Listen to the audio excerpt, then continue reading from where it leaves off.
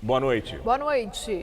Temer reclama de gestos irresponsáveis para desestabilizar o país, mas não cita a prisão de velhos amigos suspeitos de corrupção no decreto dos portos. Há 2 dias da decisão sobre Lula, presidente do Supremo pede serenidade e discute com a Polícia Federal o esquema de segurança para evitar confrontos. Mais de 5.000 promotores, procuradores e juízes apoiam a prisão em segunda instância. Abaixo-assinado entregue ao Supremo tenta evitar recuo sobre cumprimento da pena. Em gravação, o presidente afastado do Tribunal de Contas do Rio admite propinas. Delação de empresário revela a mesada de R$100 mil para Aloysio Neves. Terremoto na Bolívia é sentido aqui no Brasil com momentos de susto e tensão. Prédios foram esvaziados, mas não houve feridos nem danos materiais. Lançado em São Paulo, aplicativo para alerta geral sobre tiroteio. Modelo que segue o exemplo do Rio de Janeiro pode ser usado para outros casos de violência. O Jornal da Gazeta está no ar.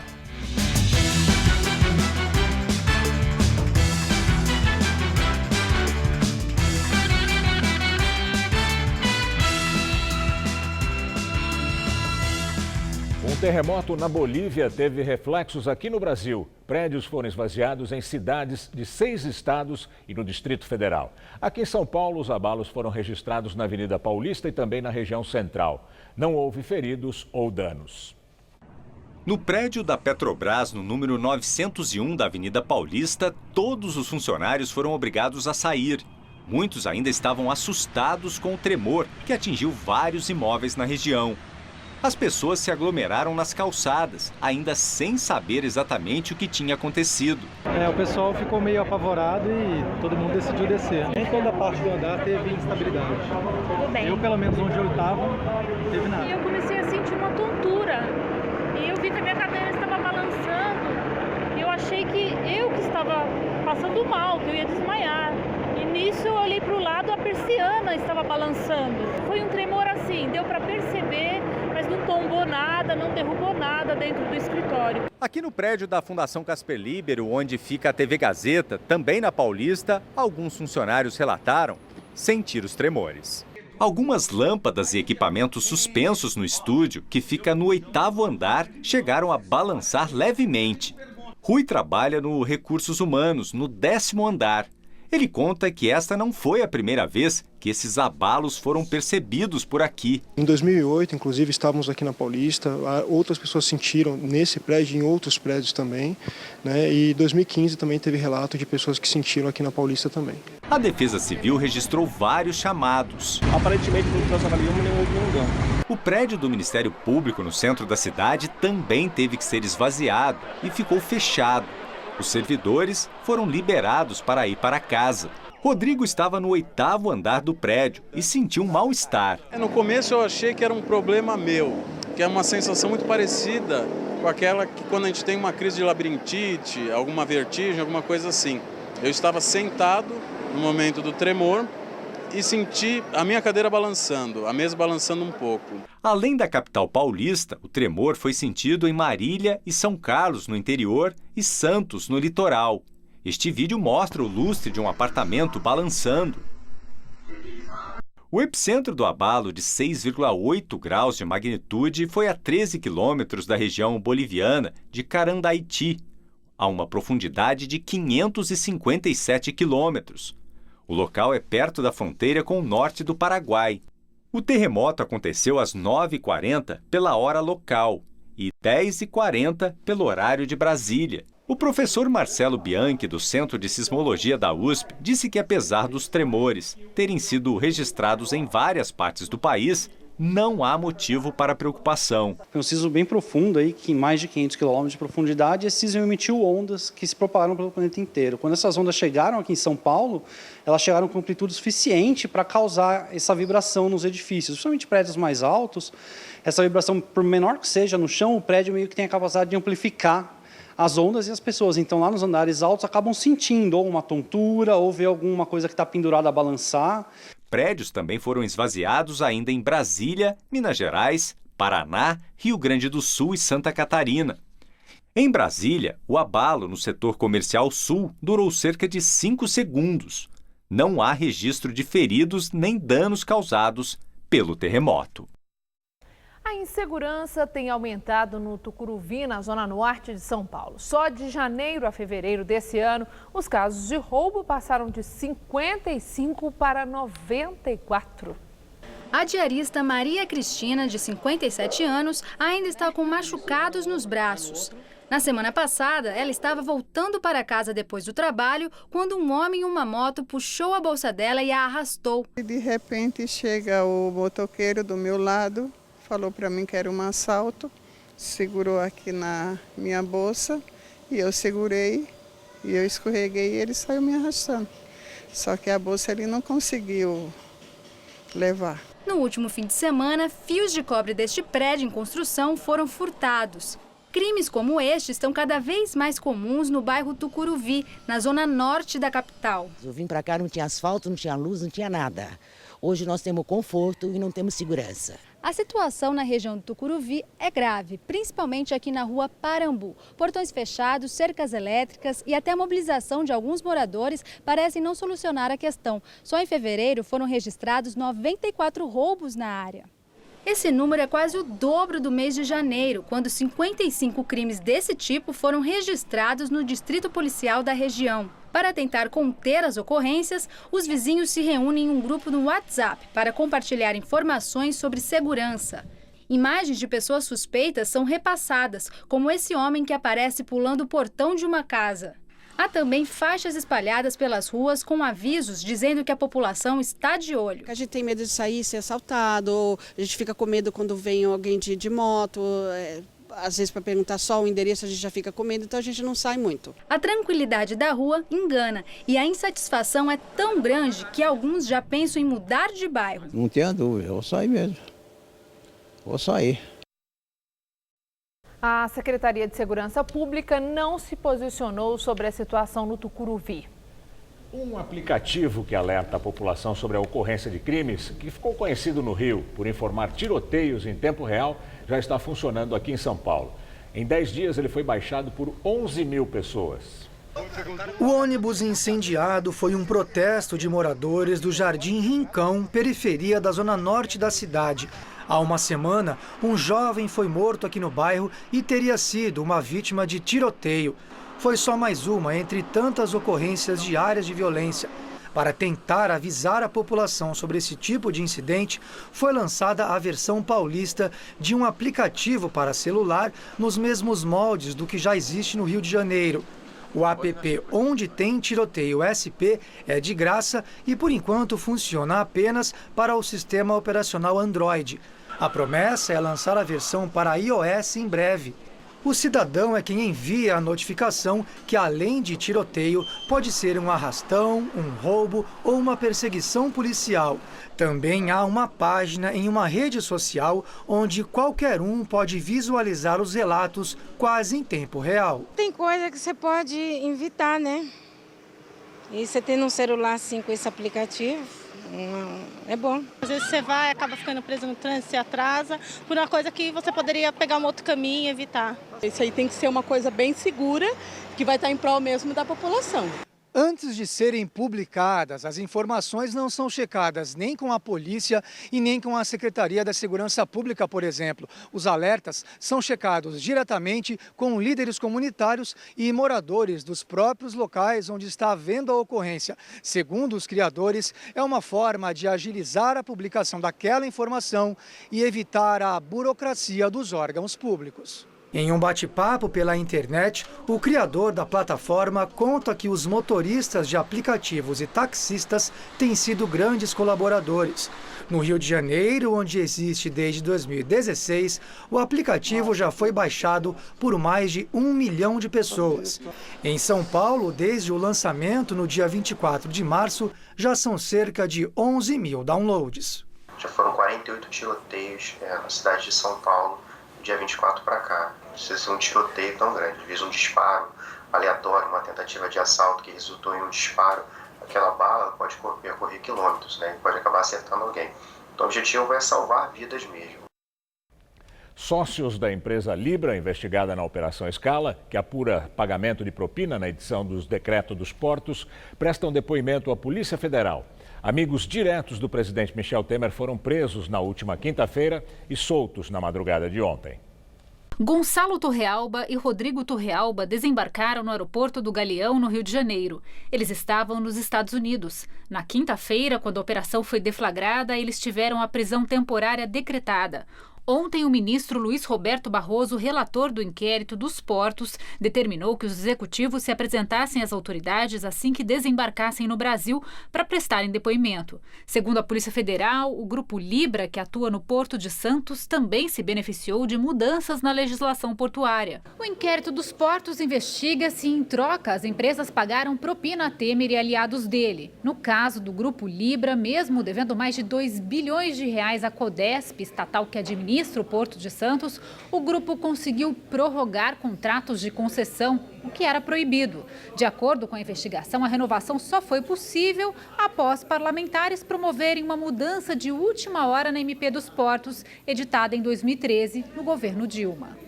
A mudança, segundo o doleiro Lúcio Funaro, teve a participação decisiva do deputado cassado Eduardo Cunha, do MDB, a pedido do presidente Michel Temer. Na época, o MDBista era vice-presidente da República. No sábado, a pedido da Procuradora-Geral da República, o ministro Barroso, do STF, determinou a soltura dos presos da Operação Scala.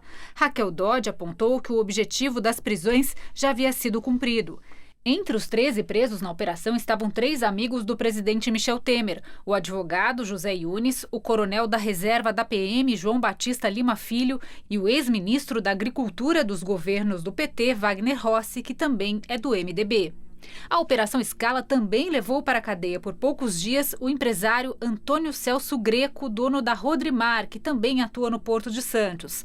Apenas o coronel da PM, Lima Filho, amigo de Temer há mais de 30 anos, não prestou depoimento. Ele alegou problemas de saúde. Em Brasília, o presidente dá posse a ministros e, sem citar nomes, critica as prisões de velhos amigos. Em São Paulo, reclamou de gestos extremamente irresponsáveis. Michel Temer participou na capital paulista do Fórum Econômico Brasil-Países Árabes, ao lado dos ministros da Fazenda, Henrique Meirelles, e do Planejamento, Diogo Oliveira. Carlos Marum, da Secretaria de Governo, também acompanhou o presidente.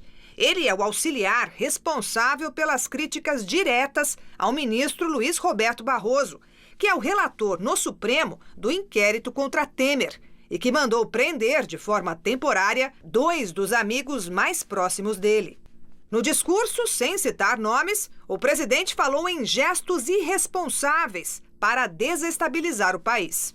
Que nestes quase 2 anos de governo, não foram poucos os embaraços e as oposições que nós sofremos. Até gente disposta a desestabilizar o país com gestos extremamente irresponsáveis, que tem naturalmente repercussão internacional. E as pessoas que agem dessa maneira não se apercebem, ou seja, não sentem a brasilidade no seu coração, porque sabem que gestos desta natureza comprometem e criam problemas nos aspectos internacionais. Mais cedo, no Palácio do Planalto, durante a posse dos ministros da Saúde, Gilberto Occhi, do PP, e dos Transportes, Walter Casimiro, ligado ao PR, e também do novo presidente da Caixa Econômica Federal, Nelson Antônio de Souza, Temer também fez referências indiretas à operação na qual é alvo. Ao falar, defendeu as liberdades individuais. Nós quisemos enfatizar o tema das liberdades individuais, do devido processo legal, da obediência estritíssima aos termos da Constituição e da lei. Durante o evento, num ato falho, Temer chamou o presidente do Senado, Eunício Oliveira, de presidente do Supremo, que é a ministra Carmen Lúcia. Da capital paulista, o presidente seguiu para Santos, no litoral, onde participa de um congresso de municípios. É na cidade também onde fica o cenário da investigação contra ele, o Porto de Santos. Temer é suspeito de receber propina para beneficiar empresas concessionárias com o decreto dos portos. Na sexta-feira, numa nota, Temer criticou o que considera excessos da Operação Scala, comandada pela Procuradora-Geral da República, Raquel Dodge. Disse que é vítima de uma trama para impedir a candidatura dele e que tentam destruir sua reputação com métodos totalitários. O Palácio do Planalto confirmou ao blog da jornalista Andréa Sadi, do G1, que José Yunes, o advogado e amigo de Michel Temer, vendeu uma casa a Marcela Temer em 2010. Na semana passada, preso na Operação Escala, Yunes foi interrogado pela Polícia Federal sobre a negociação do imóvel.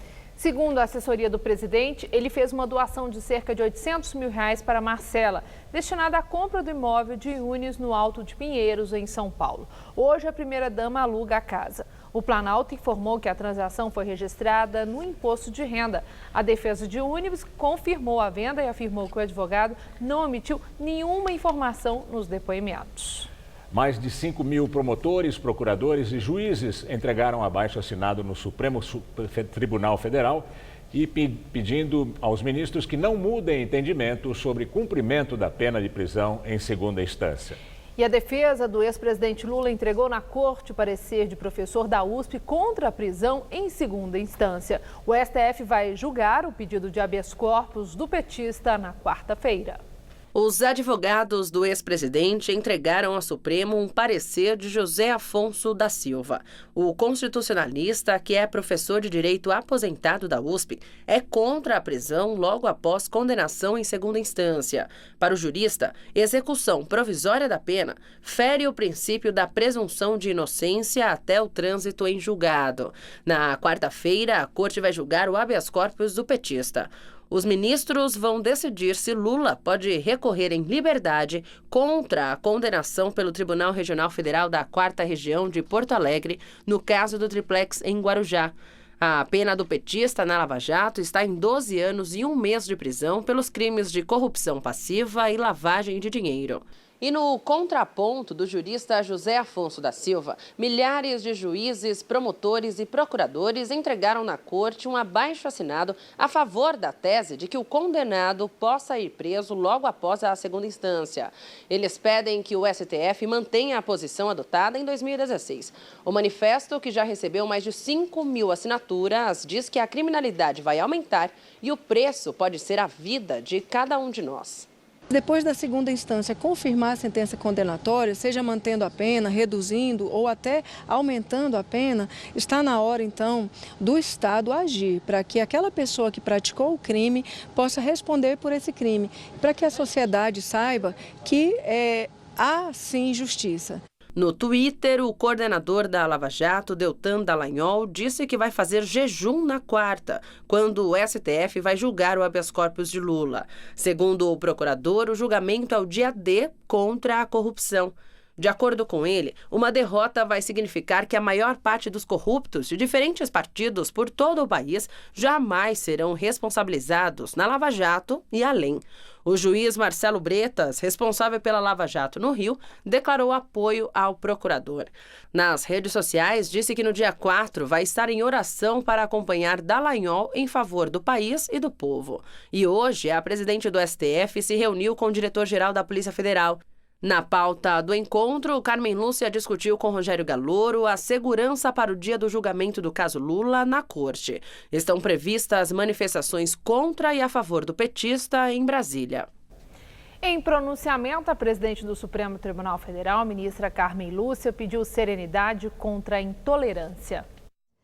2 dias antes do julgamento do habeas corpus do ex-presidente Lula no Supremo, Carmen Lúcia falou sobre respeito à pluralidade de ideias e às instituições.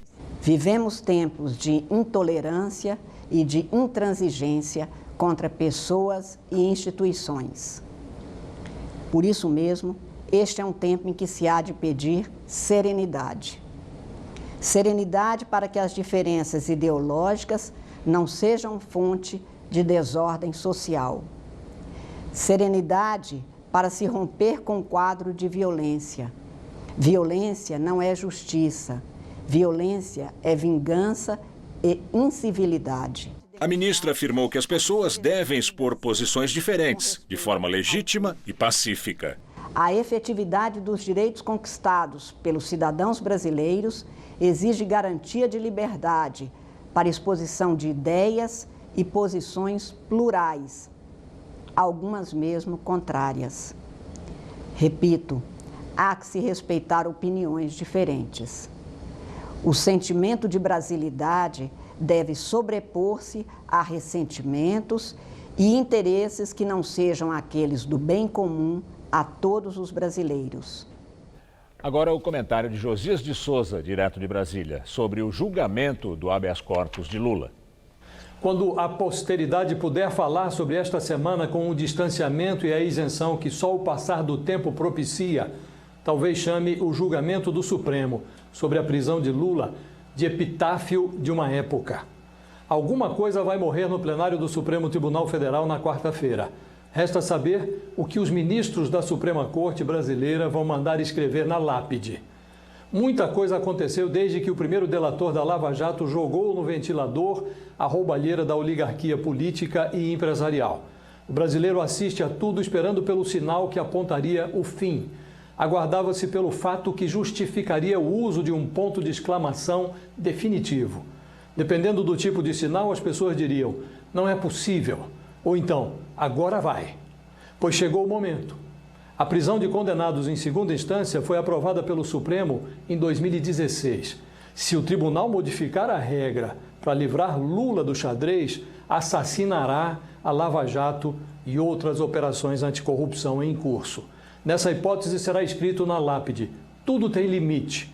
Se o Supremo, por outro lado, autorizar Sérgio Moro a expedir a ordem de prisão de um ex-presidente da República, vai à cova o Brasil da impunidade. Nesse caso será anotado na lápide: aqui jaz o país do faturo. Quando puder falar, a posteridade dirá que uma página da história do Brasil foi virada nesta semana. O Supremo dirá se essa página será virada para trás ou para frente. Boa noite. Daqui a pouco, Maria Lídia Flando lhe entrevista José Gustavo Fávaro, porta-voz do Partido Rede Sustentabilidade, sobre as eleições. Mais um caso de fake news na política. A Procuradoria-Geral da República ofereceu denúncia contra o deputado Francisco Lopes da Silva, do PCdoB. Chico Lopes, como é conhecido, teria criado um perfil falso no Facebook com a intenção de difamar o prefeito de Santos, Paulo Alexandre Barbosa, em 2016. 1 em cada 3 moradores do Rio de Janeiro já ficou no meio do fogo cruzado entre polícia e criminosos nos últimos 12 meses, segundo uma pesquisa do Datafolha. Hoje, um subtenente da PM foi assassinado. O levantamento foi feito em parceria com o Fórum Brasileiro de Segurança Pública entre 20 e 22 de março e ouviu 1.012 moradores da cidade. 92% das pessoas dizem ter medo de morrer num assalto, em meio a tiroteio ou por bala perdida. 73% já relataram ter ouvido algum tiroteio e disseram ter vontade de deixar o Rio por causa da violência. 30% dos entrevistados já se viram no meio de um confronto. Os dados mostram que a maioria dos entrevistados, 76%, aprova a intervenção federal na segurança, mas 71% deles acreditam que ela não ajudou a diminuir a violência no Rio. Nesta manhã, houve tiroteio nas favelas do Pavão, Pavãozinho e Cantagalo, na zona sul da cidade. Um vídeo gravado por um morador mostrou a troca de tiros. Não há informações sobre feridos. De madrugada, o subtenente da Polícia Militar Marcílio de Melo Ferreira, de 54 anos, foi morto com um tiro na cabeça por 3 homens que iam assaltar o posto em que ele abastecia o carro, na Zona Norte. A polícia localizou os criminosos. Os 3 são menores de idade e foram apreendidos. É o 31º policial militar morto no estado do Rio este ano. Aqui em São Paulo, a semana começou nublada, com chuva em vários pontos da cidade. E será que o tempo fica firme nos próximos dias? Vamos ver os detalhes da previsão com Tássia Sena.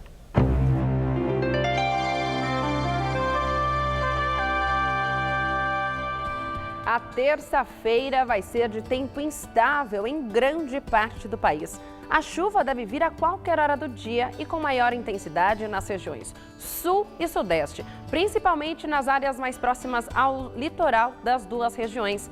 No interior do país, o tempo quente e abafado pode provocar pancadas de chuva isoladas. Já no Nordeste e no Norte, mesmo com sol entre nuvens, o tempo fica mais firme. Vamos às temperaturas em algumas capitais. Como reflexo do tempo chuvoso lá no sul, os termômetros em Porto Alegre não devem passar dos 25 graus. Em Palmas, a chuva deve vir acompanhada de trovoadas, máxima de 32. Em Macapá, o calor continua e deve chegar aos 31 graus. Mesma temperatura de Aracaju, mas por lá a nebulosidade diminui. Aqui em São Paulo, uma massa de ar seco avança sobre o interior do estado, deixando o tempo firme ao longo do dia, mas com possibilidade de chuva no fim da tarde. O que não diminui muito o calorão não, viu? Porque as temperaturas das cidades mais a oeste ficam em torno dos 30 graus. Tempo um pouco mais fresco no centro-norte, com máxima de 27 em Franca e de 29 em Bauru. E quem estiver no litoral vai usar muito guarda-chuva em Santos e em Caraguá, porque amanhã deve chover bastante por lá. E toda essa instabilidade no litoral também atinge a cidade de São Paulo.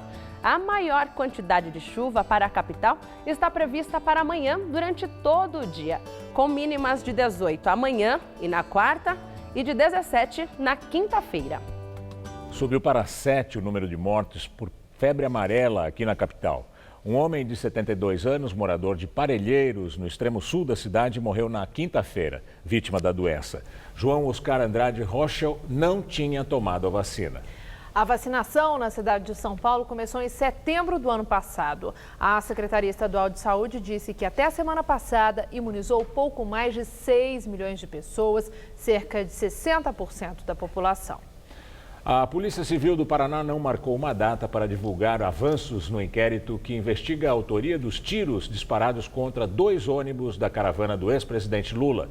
O resultado do laudo da Polícia Científica está previsto para esta semana. E a defesa do PT disse que vai entregar ao Ministério Público denúncia que inclui ameaças recebidas por um grupo no WhatsApp. Vamos ao comentário de política com Bob Fernandes. Neste domingo, o Fernando Henrique alertou em artigo: a democracia no Brasil pode morrer. Uma semana desde tiros contra a caravana do ex-presidente Lula. E o mesmo Fernando Henrique ainda não disse nada condenando diretamente o atentado a tiros, nem mesmo se escudando no desconhecimento da origem dos tiros. O procurador Dallagnol e juiz Bretas alardeiam fé cristã. Dallagnol anuncia jejum, em resumo, pela prisão de Lula e demais após condenação na segunda instância. 5.000 juízes e procuradores assinam manifesto pelas prisões. E todos eles sabem, 40% de 820 mil presos do Brasil seguem sem julgamento concluído ou mesmo iniciado. Que se saiba, Dallagnol, Bretas, juiz Moro e demais em cartaz não disseram uma palavra condenando os tiros dados exatamente no Paraná. Todos alardeiam, pregam rigoroso cumprimento da lei e da moralidade, estranhas legalidade e moralidade quando tiros são recebidos com silêncio cúmplice por agentes da lei. Bolsonaro foi a Curitiba e num palanque simulou atirar num boneco de Lula, por ser um fascista e porque Lula é, para um pedaço do Brasil, o inimigo público número 1 e vale tudo para abatê-lo. É triste ouvir, por exemplo, Alckmin acusar os alvos e se calar sobre os tiros, antes de recuar só porque pegou mal. 10 de junho de 2013, dias antes das manifestações que detonariam isso tudo, e dissemos aqui nesse jornal, aspas, predomina o temor de se indispor, de enfrentar conservadores ruidosos, gente com dinheiro e mídia fácil. O prêmio que todos buscam é a manutenção, a tomada ou a retomada do poder. Partidos e candidatos esperam pela economia, uns torcendo a favor, outros secando. O custo do silêncio e do muro é a ausência do debate de ideias, do debate ideológico. Em ambientes assim, dissemos então, costuma-se impor o que há de mais atrasado. Quando o debate não acontece às claras, à esquerda e à direita, o que sobra, o que prevalece é a escuridão. Isso foi há 5 anos. Chegamos à escuridão. Boa noite. Paulistanos reclamam que em vários pontos de São Paulo a rede de Wi-Fi em locais públicos não funciona. O mesmo acontece com a internet grátis instalada em algumas linhas de ônibus, que ao contrário do que dizem as placas, não conecta. Todo mundo já deve ter passado por isso ou ter visto essa situação. A pessoa chega num bar ou num restaurante, por exemplo, e antes de fazer o pedido, o cliente já vai fazendo o quê? Pedindo a senha da rede de Wi-Fi do estabelecimento. Pois a internet está mesmo por todos os lugares. Agora, como será que está sendo operada a rede de Wi-Fi pública aqui de São Paulo? É o que a gente vai tentar descobrir na reportagem de hoje. Saímos da Fundação Casper Liber, onde fica a TV Gazeta, na Avenida Paulista, e fomos até o MASP. O vão livre está coberto por uma rede de Wi-Fi da Prefeitura. Fizemos o cadastro e em pouco tempo dava para navegar por sites e até pelas redes sociais. Com o João, nunca deu problema. Eu mandava foto, entrei no Instagram e postei stories lá e funcionou, normal. Próxima parada, Praça Roosevelt, na região da Consolação. Só que aqui a situação foi diferente.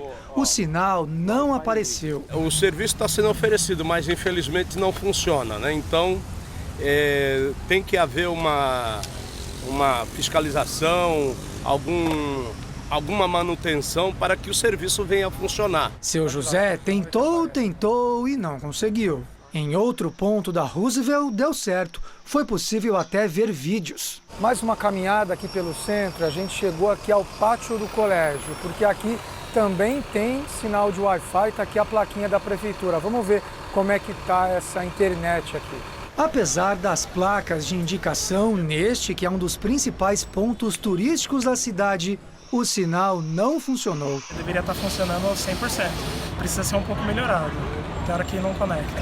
Bom, pessoal, a gente veio agora aqui para o Terminal Bandeira, também na região central, para ver como estão as redes de Wi-Fi que funcionam dentro dos veículos. A SP Trans diz que o Wi-Fi nos ônibus é uma cortesia, portanto, nem todas as linhas possuem o sinal. Embarcamos na linha 6505 Terminal Guarapiranga.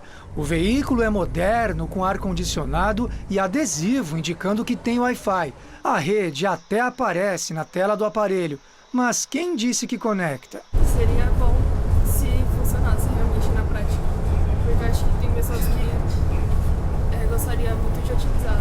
Bom, como a internet não conectou, eu desci do ônibus aqui num ponto da Avenida 9 de Julho, já próximo do Itaim, para tentar embarcar numa outra linha que tem a Wi-Fi. O problema é que até agora já passaram várias e nenhuma tem o selinho de que naquele ônibus tem Wi-Fi. Depois de vários veículos, pegamos outra linha importante, a 6403 Terminal João Dias.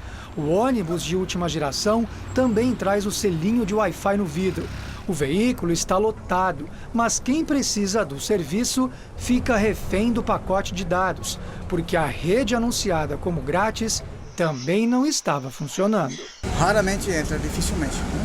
Uma vez ou outra. O que você acha disso, assim, de ser um serviço que está sendo anunciado, mas que não funciona? Péssimo, porque teria que estar funcionando. Eu utilizo pouco, mas às vezes que eu preciso não funciona. No caso do pátio do colégio que nós mostramos, a prefeitura disse que a queda da conexão foi pontual e que, diferente do que nossa reportagem mostrou, não houve instabilidade nos últimos dias na Praça Roosevelt.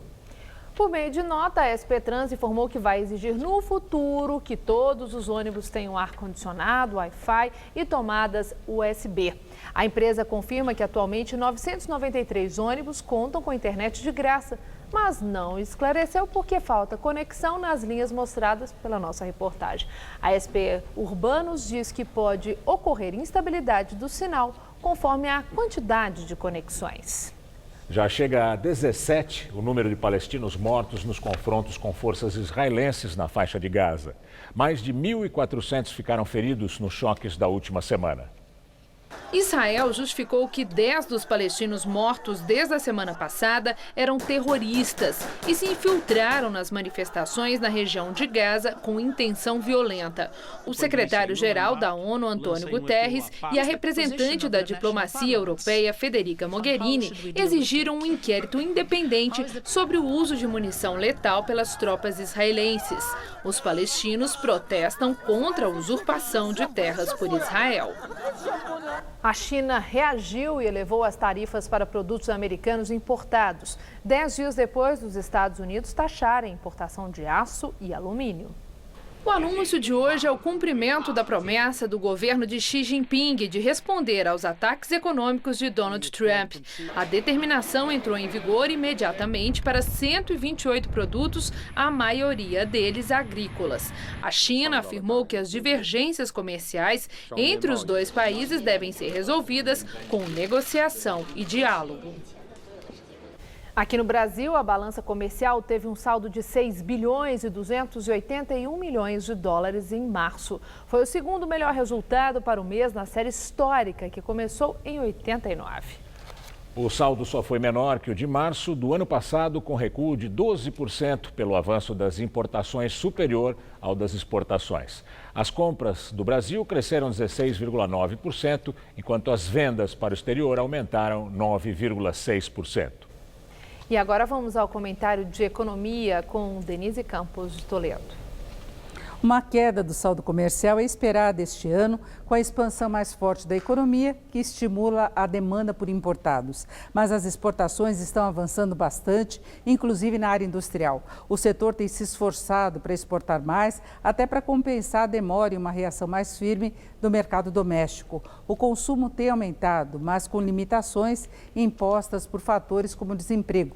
As vendas externas também têm seus empecilhos, especialmente no que se refere ao custo Brasil, às ineficiências da nossa economia. O que só vai ser resolvido com as reformas estruturais, como a tributária e um aumento pesado dos investimentos em infraestrutura, desde energia até transportes. O custo Brasil chega a pesar de 25% a 30%, o que afeta a capacidade de expansão das vendas. Fora isso, a indústria reduziu bastante os investimentos desde a recessão, o que também prejudica a competitividade. Mas as exportações do setor têm crescido em um ritmo até superior ao das vendas de produtos básicos, segmento em que o Brasil é bem competitivo, como na área agropecuária.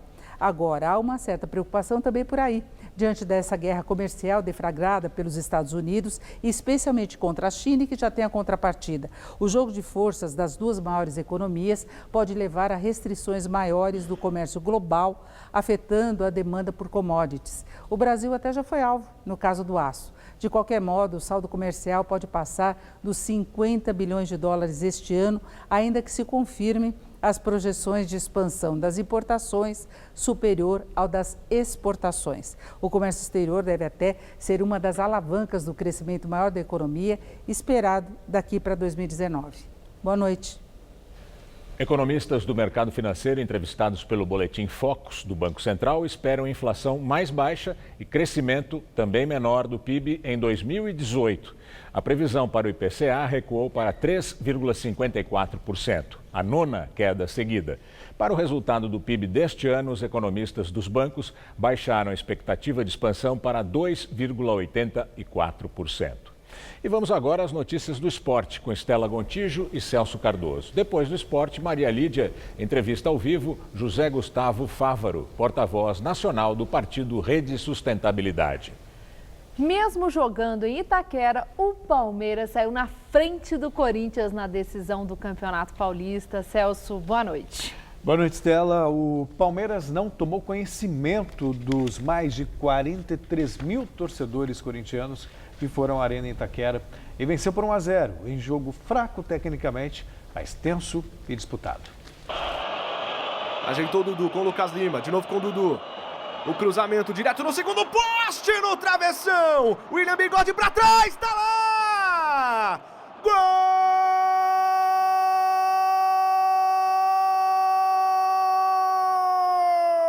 do Palmeiras! E é de Miguel Borja! Marcos Rocha, no fundo pro Borja. Aí o Henrique desvia, briga com o Borja, falta. O Borja atropelou o jogador do Corinthians, um trator colombiano.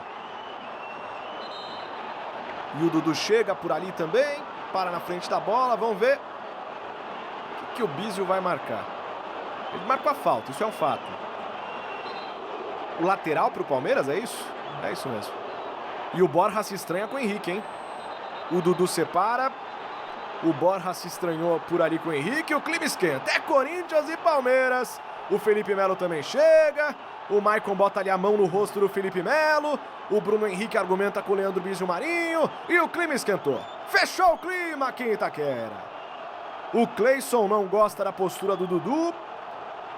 O Felipe Melo coloca a mão no rosto do Cleison. O Antônio Carlos segura o Cleison. Cenas lamentáveis aqui em Itaquera. Vai dar cartão amarelo pro Borja. Vamos ver para quem mais vai sobrar cartão amarelo. E pro Henrique, que foram os dois que iniciaram essa discussão. Então cartão amarelo pro Borja e pro Henrique. Mas vem vermelho também. Vermelho pro Cleison. E vamos ver quem do Palmeiras, Felipe Melo. Vermelho pro Felipe Melo e pro Cleison. Estão expulsos aí Cleison e Felipe Melo. Celso, cenas lamentáveis, né? Triste, né? No futebol praticamente não existiu. Um gol do Palmeiras, mais de 50 faltas, uma falta a cada 2 minutos, jogo parado, disputado, em bola daqui, em bola de lá. O Cleison e o Felipe Melo foram justamente expulsos, sabe? Participaram da confusão. O Felipe Melo chegou a agredir o Cleison por trás, né? Ele revidou, já tinha também tentado agredir o Felipe Melo antes. Enfim, sabe? Triste. Que no próximo domingo seja diferente. Triste pro público também, né? Claro, que foi ver futebol e ver um ringue ali. E o fim de semana decisivo também em outros estados do Brasil. Destacamos os primeiros jogos das decisões em Minas, Rio Grande do Sul e Rio de Janeiro. Veja os gols.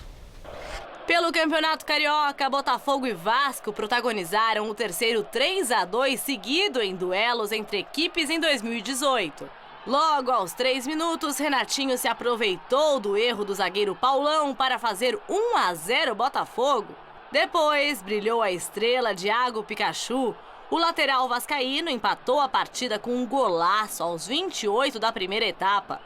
E aos 30, ele recebeu o cruzamento de Riascos para virar o jogo. E a rede não parou de balançar no primeiro tempo. Aos 44, veio o segundo do Botafogo, em uma bela cabeçada do atacante Brenner. Quando parecia que o empate seria o resultado final do jogo, aconteceu o gol salvador de Andrés Rios, aos 48 do segundo tempo. A vitória por 3-2 dá a vantagem do empate para o Vasco no jogo que decidirá o título.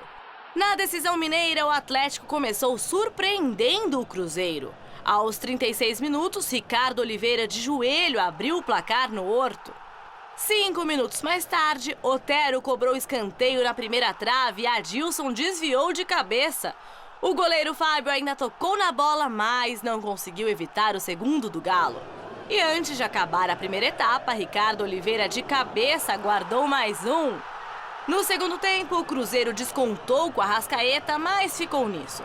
Atlético Mineiro 3, Cruzeiro 1. A partida de volta acontece no próximo domingo, no Mineirão. Em clima de Páscoa, o Grêmio deu um chocolate no Brasil de Pelotas e colocou uma mão na taça do Campeonato Gaúcho. Logo no início do segundo tempo, Everton abriu o placar para o tricolor. Alisson aproveitou o rebote do goleiro Marcelo Pitol e ampliou a vantagem gremista. 25 minutos. De letra, Jael deu uma bela assistência para Everton anotar o segundo dele no jogo. E para fechar a conta na Arena do Grêmio, Ramiro cobrou falta e Marcelo Pitol aceitou. Grêmio 4, Brasil de Pelotas 0.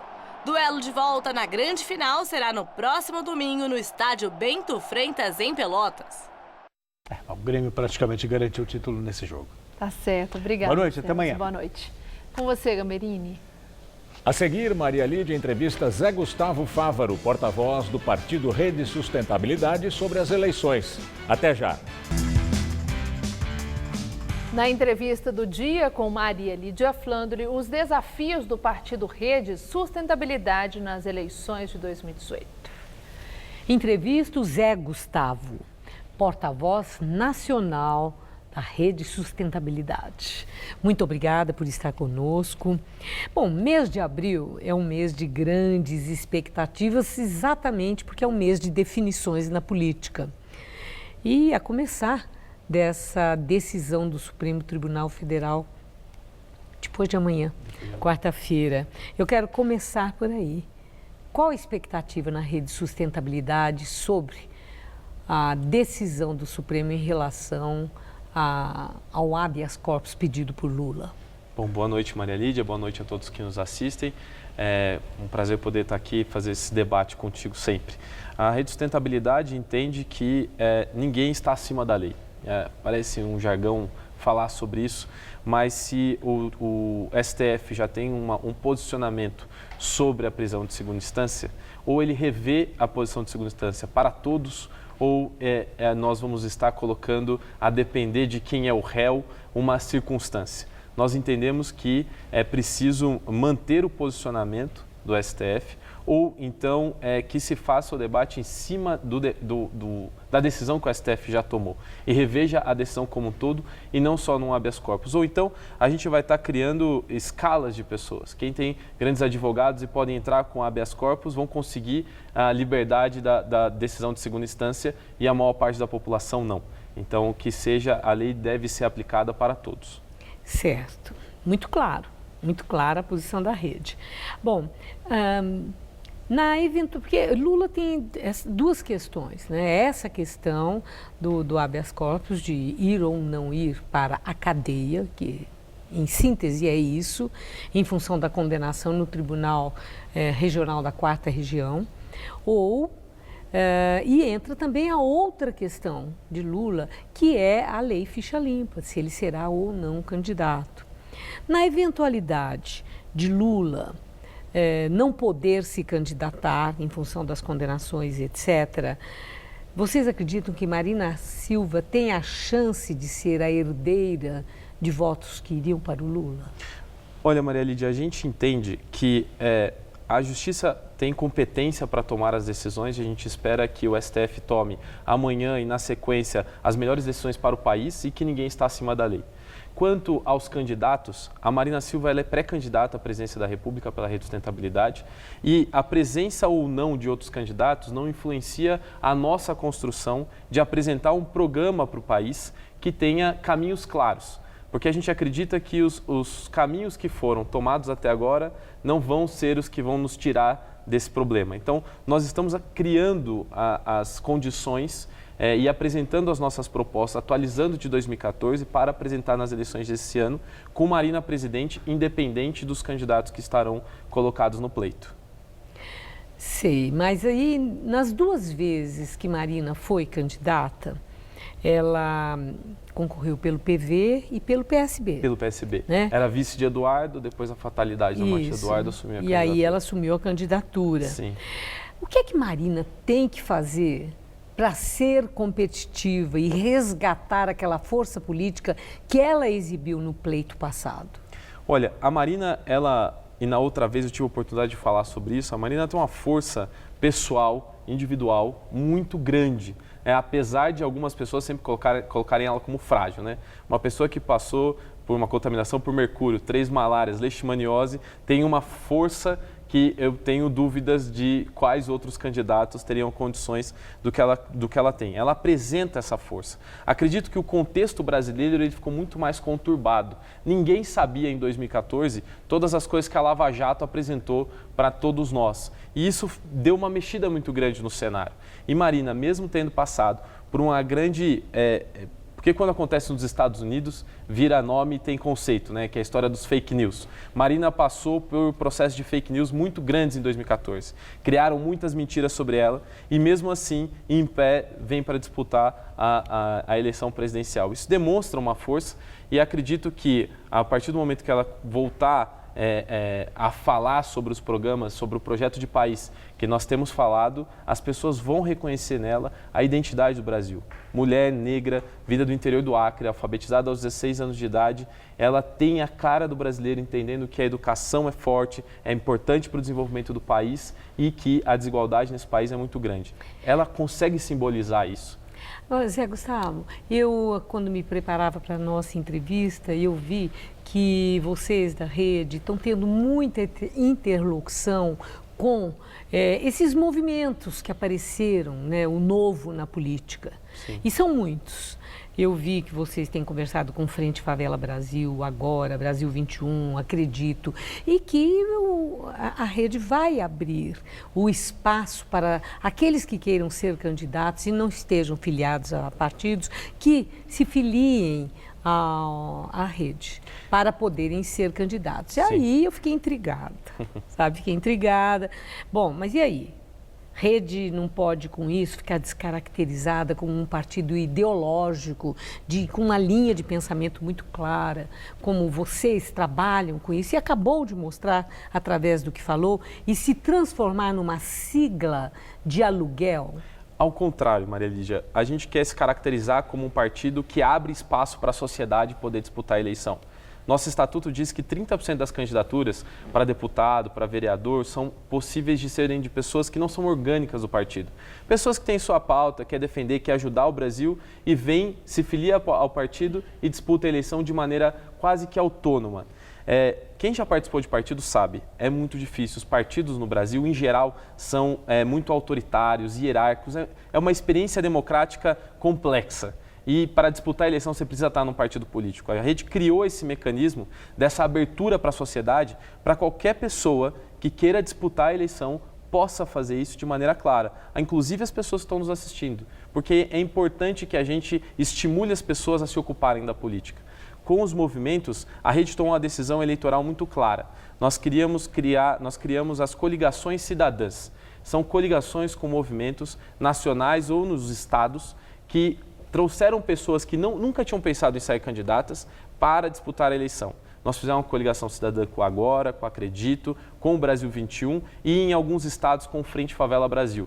Justamente para que essas pessoas possam, a partir de uma convergência programática, apresentarem suas candidaturas em 2018. É muito importante porque a gente acredita realmente que os caminhos que nos levaram até aqui, para essa nossa crise tão grande política, não vão ser os mesmos que vão tirar a gente dessa crise. E a rede, nesse experimento político, traz como tentativa e alternativa que pessoas possam disputar a eleição. E nós estamos investindo muito nisso.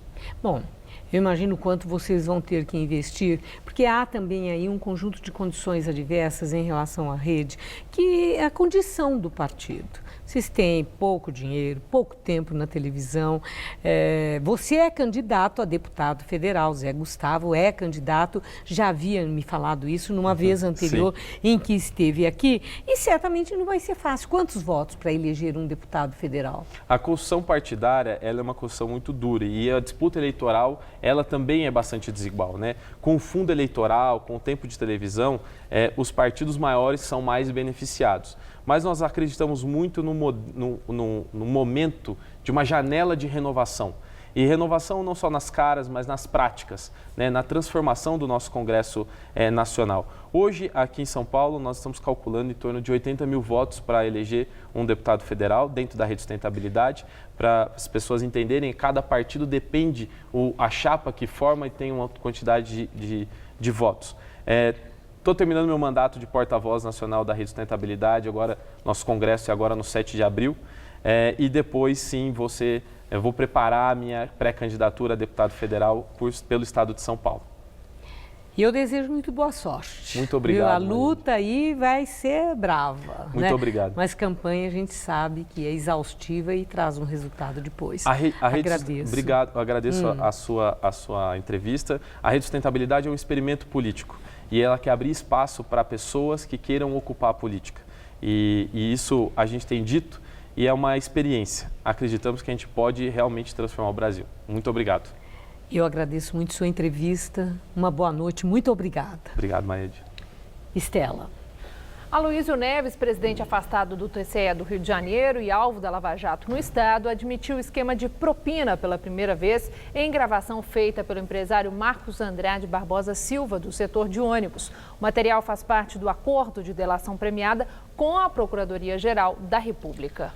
A gravação, feita em dezembro de 2016, foi divulgada hoje pelo jornal o Globo. Nela, Neves admitiu participar do esquema de propina no tribunal e também que recebeu R$100 mil de mesada. Que deixou 1 milhão para o Maracanã, da concessão, Nós não recebemos nada. Não teve nada dado pela construção. Então foi voo solo dele? O metrô, ele fez um voo, combinou as passagens mensais que vinham, 80 ou 100, veio uma parcela só que ele entregou, e a partir daí ele disse que estava ruim por causa do Lava Jato. O Jornal da Gazeta termina aqui. A edição de hoje pode ser vista no site do Jornal da Gazeta. Mais notícias em nossa edição das 10. Excelente noite para você. Boa noite e até amanhã.